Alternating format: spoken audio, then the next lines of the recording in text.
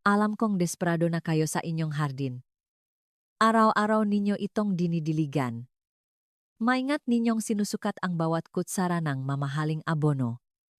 Nagpuputol kayo, nagbubunot ng damo. Ginagawa ninyo ang lahat ayon sa turongang mamodernong eksperto sa agrikultura. Ngunit, tumingin kayo sa ilalim ng inyong mapaa, dumakot kayo ng lupa. Hindi ba't ito ay matigas tulad ngang semento kapak tirik ang araw at malakit tulad ngang pandikit kapak umulan? Wala ba itong amoy ngang buhay, tila walang kaluluwa? Kung tumatango kayo, gusto kong sabihin sa inyo ang isang malupit na katotohanan. Ang inyong lupa ay unti-unting namamatay, ngunit huwag ninyong sisihin ang inyong sarili dahil kayo at milyon-milyong nahahardin ay biktima ng isang malaking kasinungalingan. Isang kasinungalingan na inilagay ng bilyong-dolyar na industriya ng kemikal na abono sa ating isipan sa lupang maraming dekada.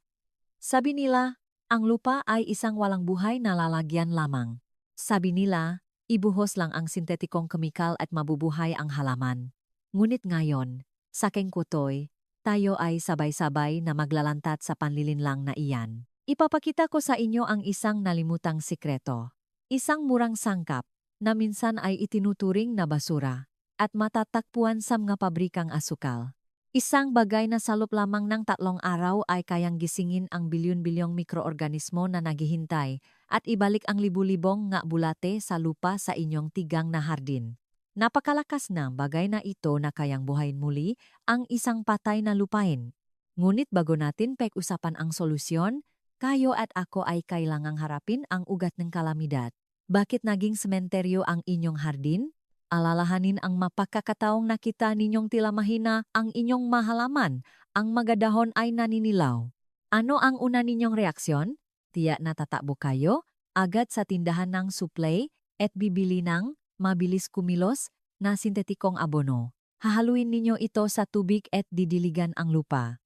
At totoo nga, pakaraan lamang ng ilang araw, ang nga dahon ay muling naging berde. Tila punong buhay ang nga halaman. Ngumingiti kayo, kontento, at iniisip na napagaling ninyo ang inyong nga halaman. Ngunit kayo ay nalinlang ito ay isang perpektong ilusyon lamang. Ang mabilis na pagiging berde na iyon ay isang mapanirang pampalakas mula sa loob. Ang kemikal na abono ay dinisenyo upang mabilis matunaw. Tuwirang nakbobomba itong sustansya sa sistema ng ugat ng halaman, tulad ng direktang pag-iniksyon ng asukal sa ugat ng tao. Ang nga halaman ay nagiging lanta at namamaga sa isang artipisyal na paraan. Ngunit ang presyo ay nasa ilalim ng ibabaw ng lupa, kung saan hindi nakikita ng mata.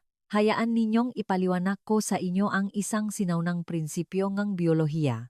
Ang isang malusok na lupa ay sa katunayan isang malaking lungsot sa ilalim ng lupa. Hindi lamang ito dumi at bato. Ito ay naglalaman ng bilyon-bilyong residente.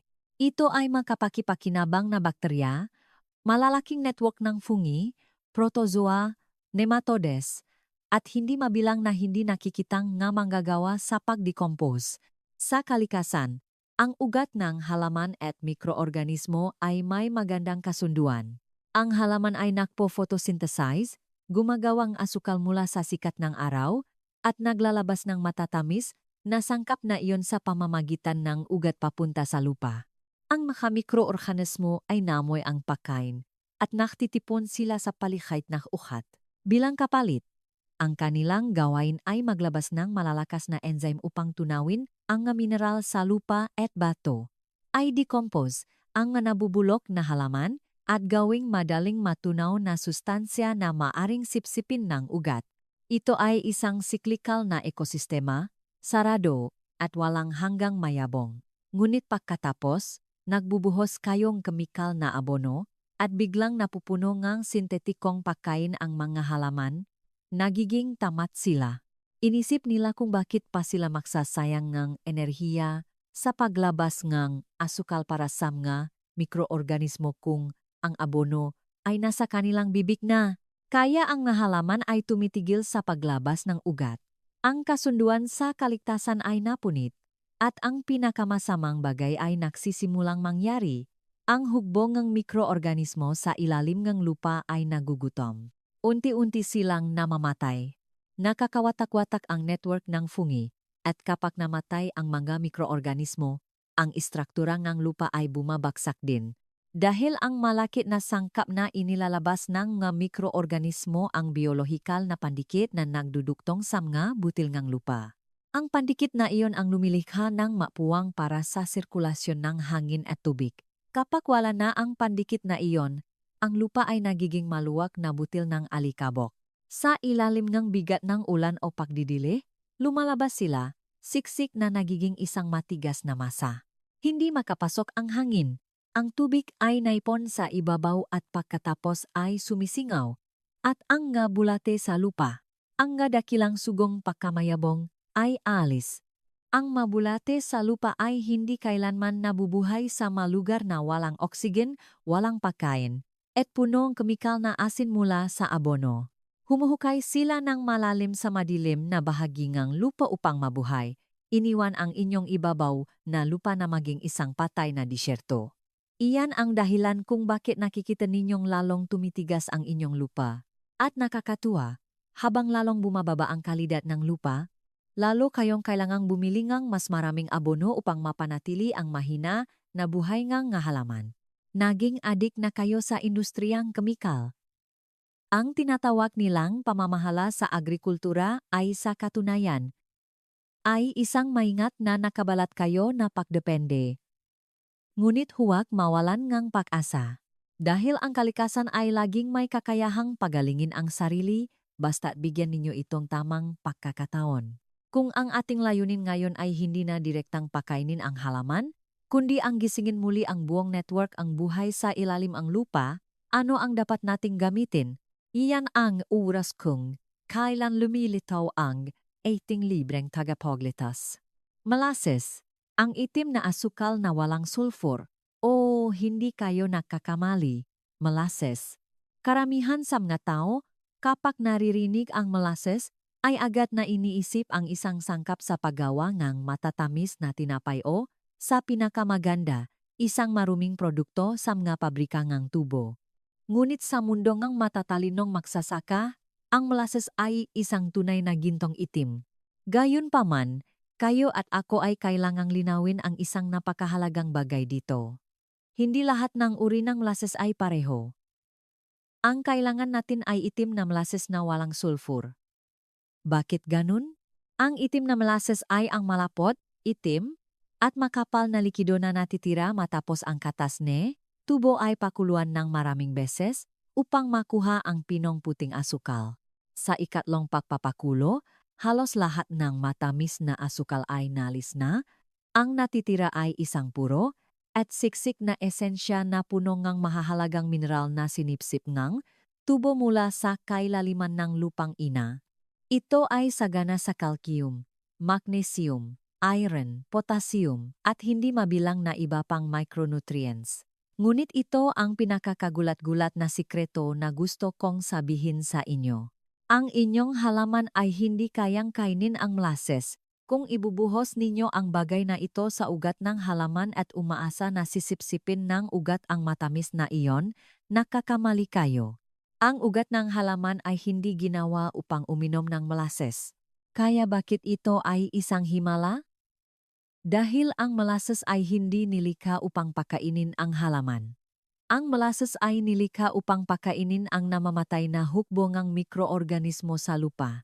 Ito ay isang malaking pinagmumulan ng carbohydrates, isang daloy ng purong enerhiya na gumigising sa bawat spore na natutulog.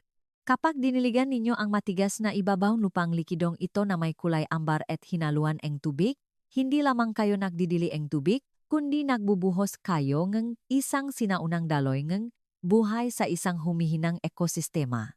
Kahit sa pinakatigang at walang buhay na lupa ay laging may bakterya.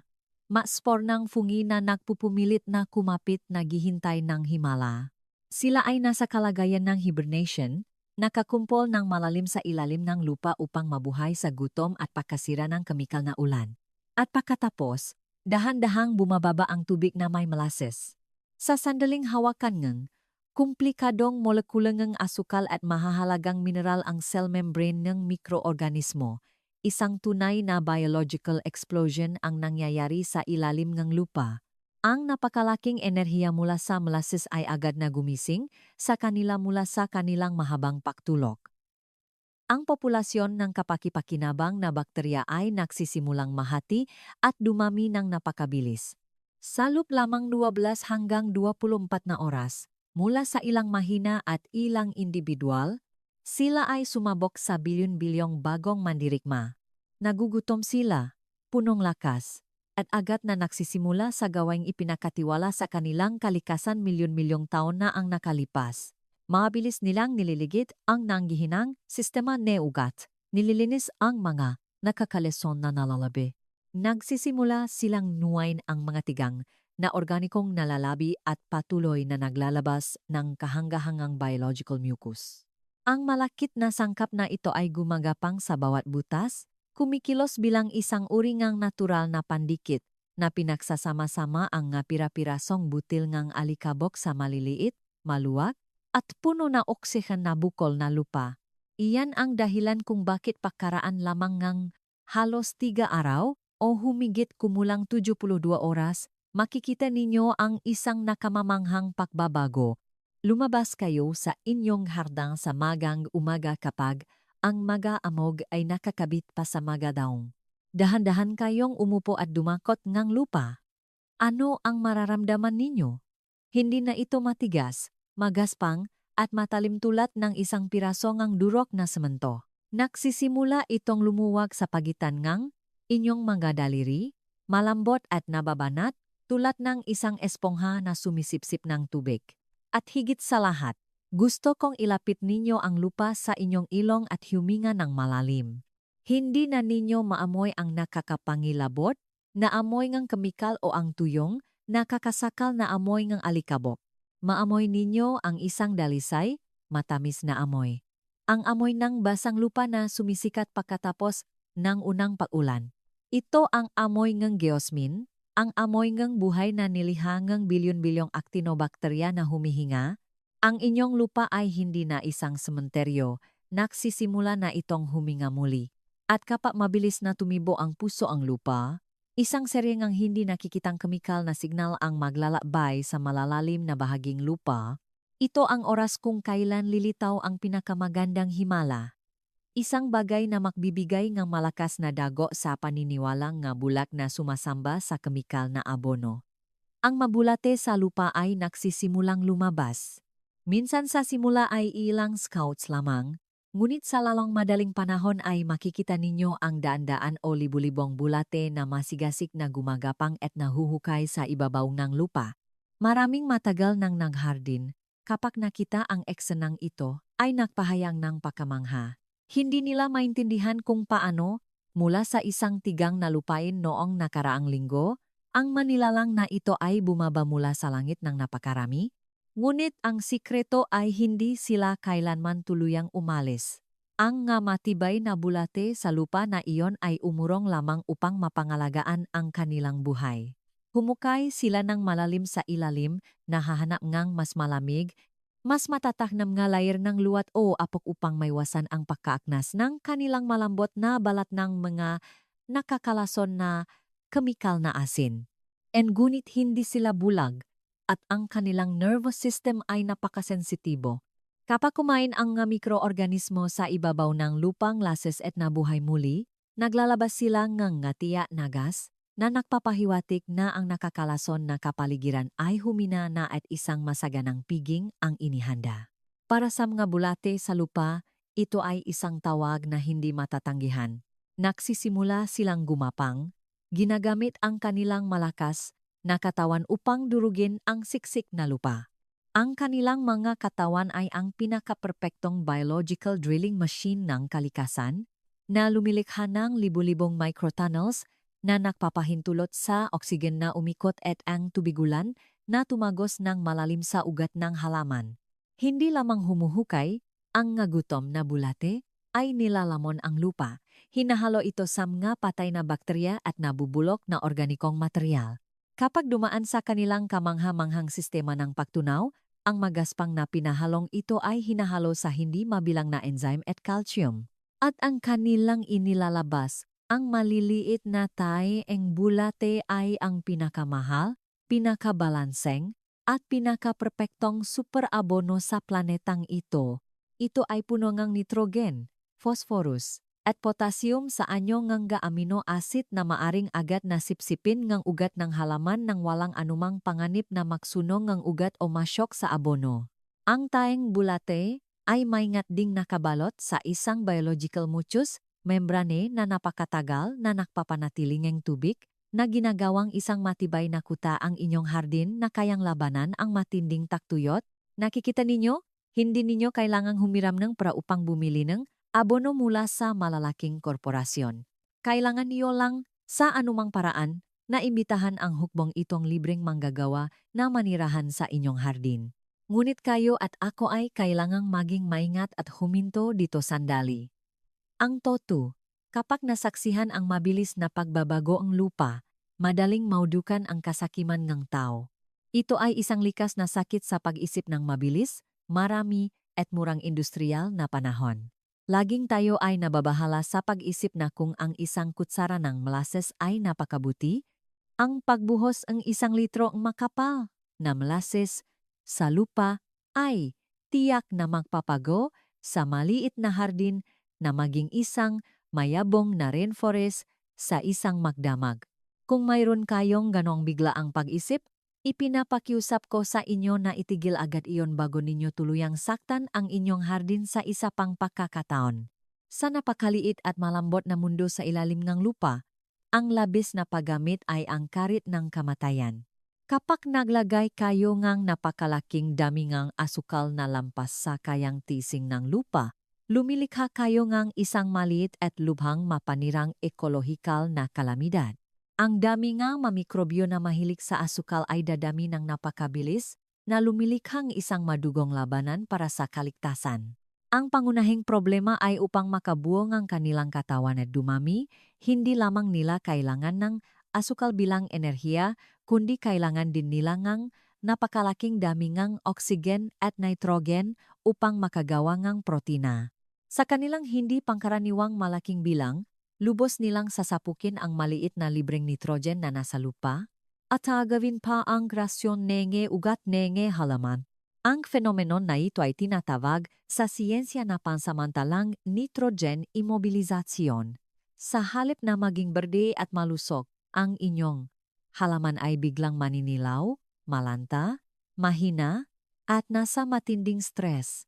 Kasabay nito, ang bilyon-bilyong gutom na bakterya na ito ay uubusin ang oksigen sa mga butas-eng lupa ng mas mabilis kaysa sa hangin na makapasok upang mapunan. Sa isang iglap, ang inyong ekosistemang lupa ay magbabago mula sa malusok na aerobic state tungo sa isang bulok na anaerobic state na puno ng masasamang bakterya.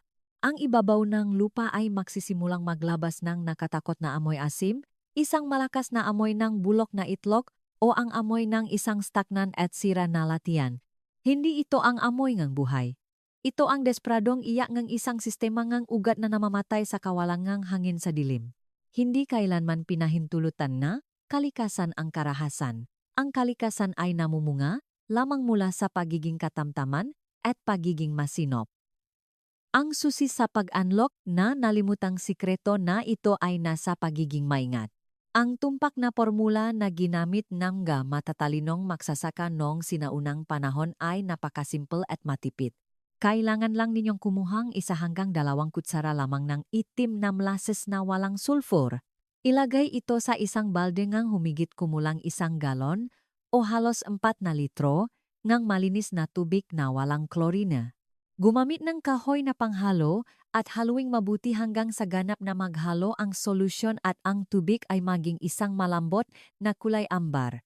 Pagkatapos, gumamit kayo ng diligan upang pantay at dahan-dahang diligan ang ibabaw ng lupa sa paligid ng ugat. Tuwing 2 hanggang 4 na linggo, sa panahon ng pinakamabilis na paglaki ng halaman. Ang kaunting pagpapakain na iyon, dahan-dahan at unti-unti, ay sapat na upang mapanatili ang maayos na ritmo ng pagtatrabaho ng hukbo ng mikroorganismo nang hindi sinisira ang marupok na balanse. Tandaan ito ng mabuti. Hindi kayo isang malupit na nagtatangkang dominahin ang kalikasan.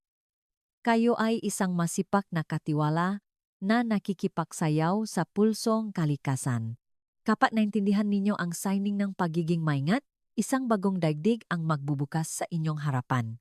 Kung ang isang maliit na dami ng molasses ay kayang gisingin ang humihinang biological remnant sa mahina na lupa, isipin ninyo kung gaano kalaki ang lakas na sasabog.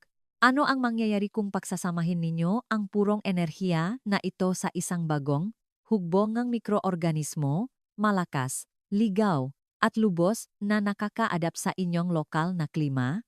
Ito ang oras kung kailan natin narating ang isa sa pinakamataas na antas ng sining ng likas na agrikultura. Isang napakahalagang sikreto na kinasusuklaman ng komersyal na agrikultura. Ito ay ang pakontrol sa kapangyarihan ng mga katutubong mikroorganismo. Tumingin kayo sa mga likas na kagubatan sa paligid ng inyong tirahan, halimbawa, sa mga liblib na bahagi ng Sierra Madre o sa mga kagubatan ng Palawan. Walang naglalagay ng abono, walang nagdidilig, walang nag-araro. Ngunit ang mga halaman ay lumalaki ng malusok, malalaki, at walang katapusan. Ang sikreto ay nasa patong ng nabubulok na dahon sa ilalim ng kagubatan, kung saan nakatago ang isang komunidad ng mga mikroorganismo na nag-evolve sa loob ng libu-libong taon upang makayanan ang matinding init ng tak-araw o ang ginaw ng taklamig sa inyong sariling lupain. Sila ang hindi matatalong katutubong mandirigma.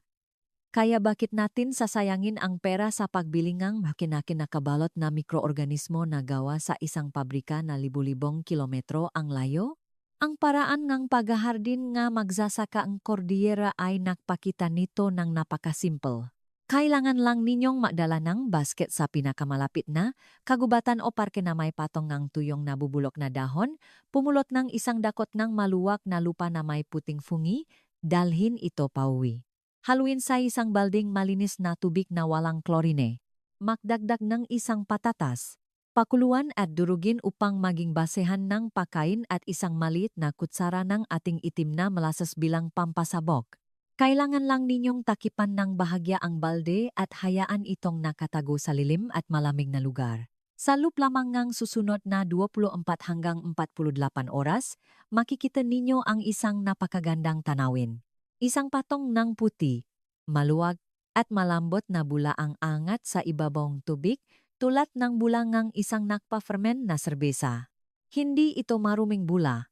Ito ang malakas na pahinga ng bilyon-bilyong ligaw na mikroorganismo na dumarami ng napakabilis. Kapag ginamit ninyo ang mahiwagang tubig na ito upang diligan ang inyong pagod na hardin, hindi lamang kayo nakdidilik ng tubig, kundi nakbubuhos kayo ng isang malaking hukbong pampalakas sa larangan ng digmaan. Agad silang kakalat sa bawat sulok ng lupa, nakikipakumpitensya at pumapatay sa lahat ng patogensang fungi. Binibiyak nila ang lahat ng matitigas na mineral na nakakulong sa graba at bato at muling nililiha ang isang napakalakas na saradong ekosistema.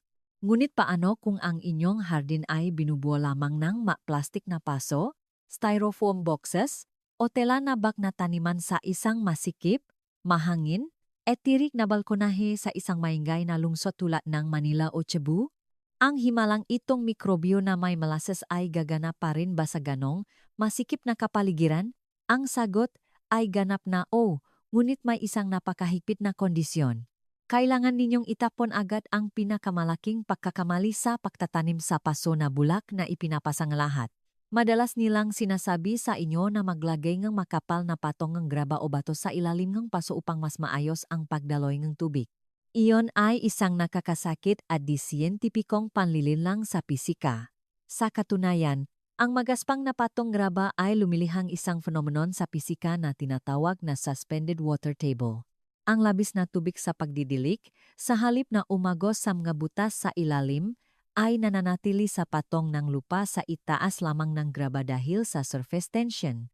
Ang phenomenon na ito ay nagpapabago sa buong ilalim ng inyong paso sa isang malamig at kulang sa oksigen na latian. Ang ugat ng inyong halaman ay mabubulok sa ilalim na magreresulta sa lubhang pagkamatay ng buong sistema ng aerobic microorganism. Gaano man karaming mamahaling molasses ang ibuhos ninyo, ang tanging ginagawa ninyo ay pinapakain ang mga anaerobic pathogens. Ang pinakatama at pinakamatatalinong pamamaraan ay gumamit ng pinakamalaking paso na kayang ilagay sa inyong espasyo. Punan ang buong paso mula sa ilalim hanggang sa ibabaw ng balansi, maluwag, at organikong halo ng lupa. At basta't ang paso ay may malalaking butas sa ilalim. Mas malaki ang volume ng paso, mas magiging katulad ito ng isang malaki at matatag na biological battery. Ang makapal na patong ng lupa ay nagbibigay ng thermal insulation para sa maslan na ugat mula sa matinding init ng tag-araw na nanggagaling sa sementong sahig. Pinananatili nito ang kahalumikmigan ng mas pantay mula sa itaas pababa at lumilihangang isang malawak at ligtas na buffer zone para sa mga mikroorganismo na manirahan sa loob ng maraming taon. Alam ba ninyo na ang isang kutsara ng malusok na lupa ay naglalaman ng mas maraming nabubuhay na organismo kaysa sa kabuwang bilang ng mga tao na nabuhay at umiral sa mundo mula panong simula ng sangkatauhan? Ito ay isang nakamamanghang micro-universe, isang mahiwagang makina na pinapatakbo ngang buhay at kamatayan na patuloy na makakaunay. Kapag kumain ang isang nematode ng bakterya, naglalabas ito ang labis na nitrogen, at iyan ang perpektong libreng almusal para sa ugat ng inyong kamatis. Kapag umawa ang gisang symbiotic fungal, hifay sa ilalim NG paso. Nahiging isang maliit na tubo ito na nagdadala NG tubig at phosphorus na tumago sa matitigas na bato. Nagdadala ito ngang sariwang tubig sa ugat para sa mga uhaw na halaman sa mainit na araw ng tag-araw. Ang mga marupok ngunit matibay na koneksyon na iyon ang nakpanatili sa malalaking kagubatan sa loob ng milyon-milyong taon nang hindi nangangailangan ng isang butil ng urea.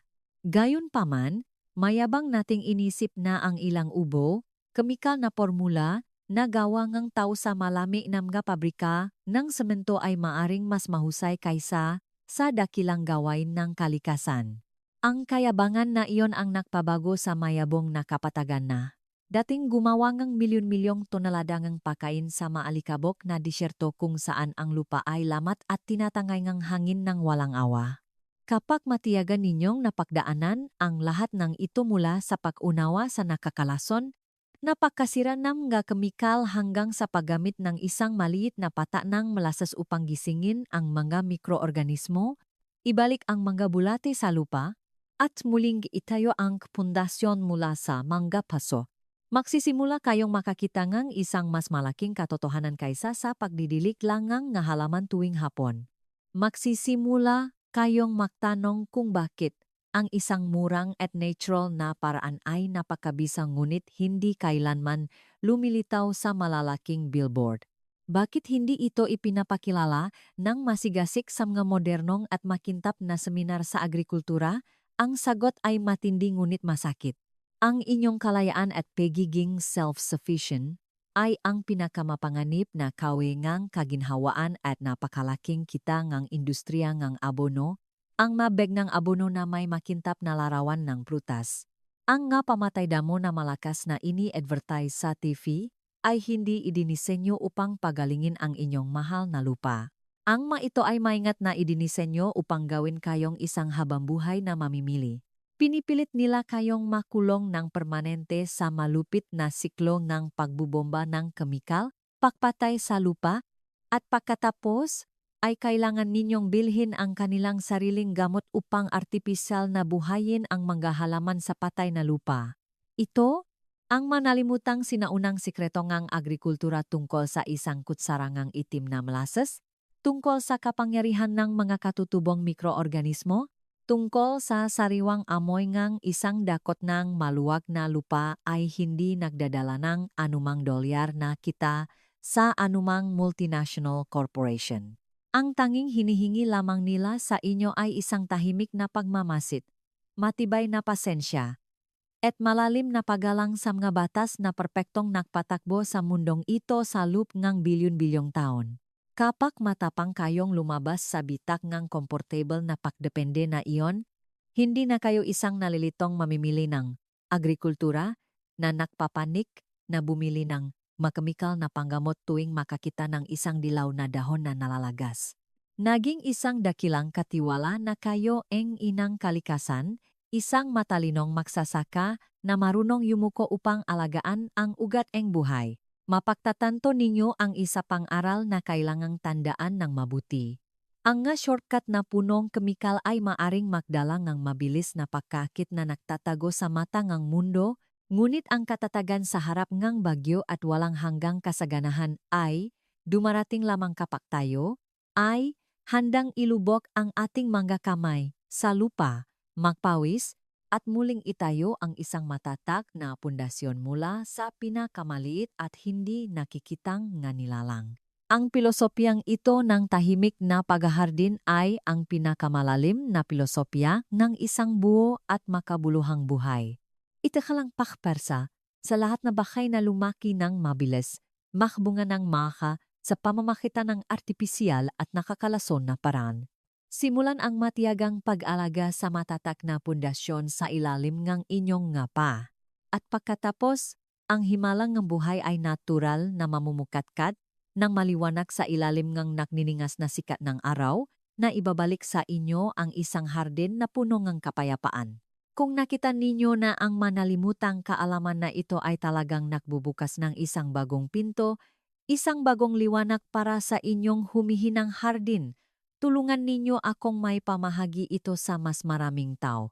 Huwag kalimutang mag-subscribe sa Keng Chuatoy. Pindutin ang bell icon para hindi makaligtaan ang madarating na sikreto. Mag-iwan isang tapat na komento na nagbabahagi ngang kasalukuyang kalagayan ng inyong lupa o ngang isang kamangha-manghang pagbabago na kamakailan ninyong napansin. At ibahagi ang video na ito sa mga kaibigan na desperado rin na nakikipaglaban sa kanilang mga hardin na namamatay dahil sa kemikal.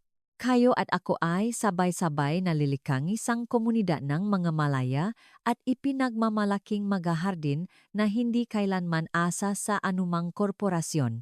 Makita-kita tayo sa susunod na mga video kung saan patuloy nating ilalantad ang iba pang nga kasinungalingan at hahanapin ang magagandang katotohanan ng kalikasan na walang kapalit. Konklusyon. Ang pagpapanumbalik ng buhay sa inyong hardin ay hindi nangangailangan ng mamahaling kemikal, kundi ngang pag-unawa at paggalang sa likas na prosesong kalikasan. Sa pamamagitan ng paggamit ng simpleng molasses at pagpapakain sa mga katutubong mikroorganismo, binibigyan natin ng pagkakataon ang lupa na pagalingin ang sarili at muling mamuhay. Ang tunay na kayamanan ng hardin ay nasa malusok na lupa at ito ay kayang abutin ng bawat isa sa atin. Maraming salamat.